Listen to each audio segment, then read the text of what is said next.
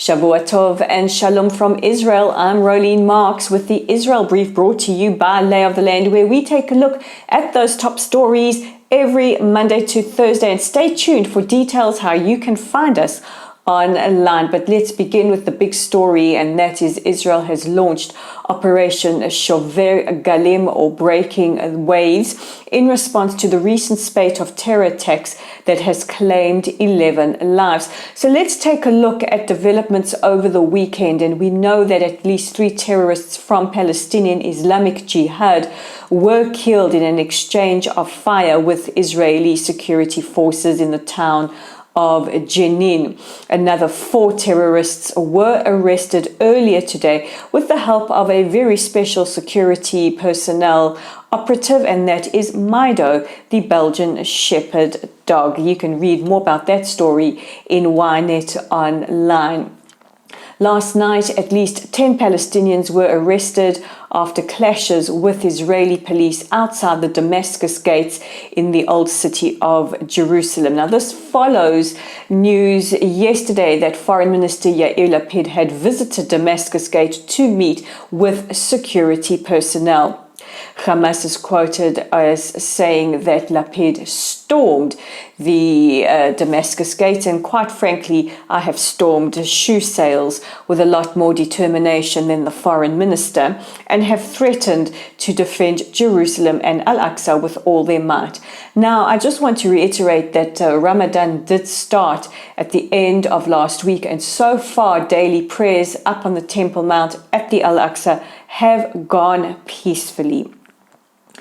Prime Minister Bennett has said that Israel will fight terror round the clock, and we will remain vigilant. And right now, security personnel are on high alert until we stamp out this current wave of terror. And earlier today, the Prime Minister visited fighters from our security forces who had been injured in various exchanges. Now, speaking of exchanges of fire, and in this case, a war that just continues to get more and more horrific every single day.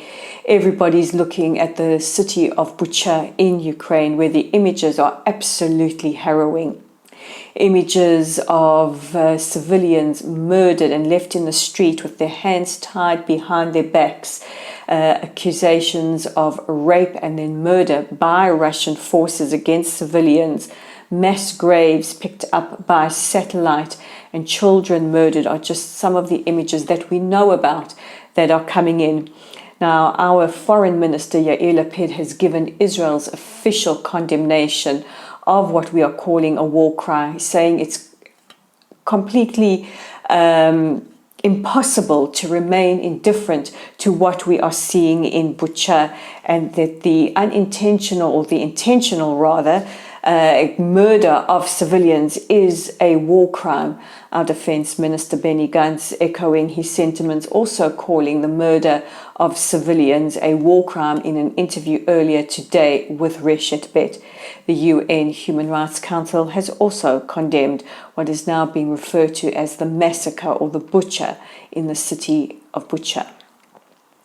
Now, speaking of the UN Human Rights Council, they met over the weekend and voted on 4 resolutions condemning the state of Israel, including a limited arms embargo.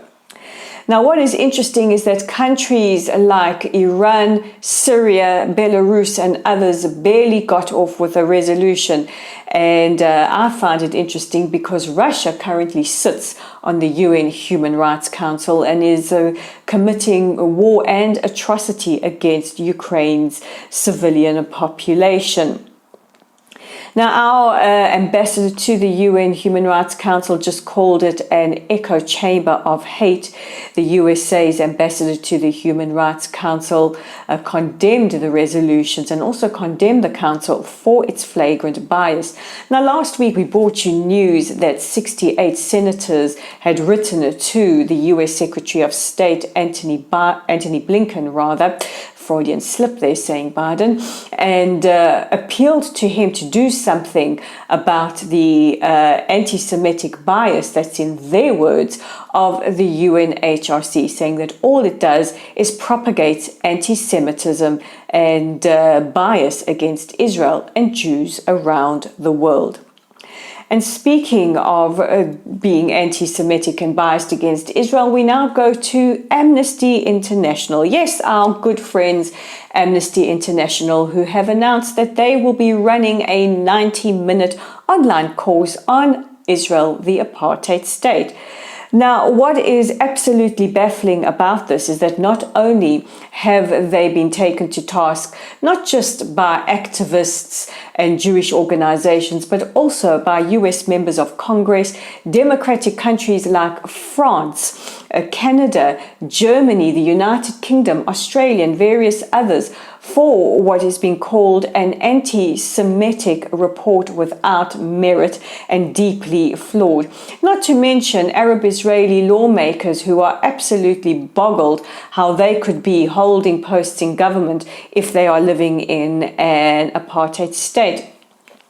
However, Amnesty International seems to be fixated on the state of Israel at great expense to other conflicts, such as the one in Ukraine. Now, many of us are calling out AI for their hypocrisy, saying that, maybe they don't have any credibility to be giving courses, seeing their US executive director has been taken to task and lambasted for his comments, saying that Jews don't need a country of their own and that Israel shouldn't exist as a Jewish state. Now, over the weekend, he gave a half-hearted apology, trying to say that he wants to clarify his comments. He didn't mean that, but it's an interesting coincidence that a apology of sorts only came after a very, very strongly worded letter from US members of Congress. So our recommendation is that you give the 90-minute course on Israel, the apartheid state, a wide berth and focus on more important things instead. Now that brings us to the end of today's edition of the Israel Brief. Don't forget to check us out online at www.layoftheland.online, our Facebook page at Lottle's site, our YouTube channel at the Israel Brief. Please click that big red subscribe button, and we're on Twitter at layoftheland5. I'm Roleen Marks. This is the Israel Brief. Thank you for watching, and we'll bring you those top stories tomorrow.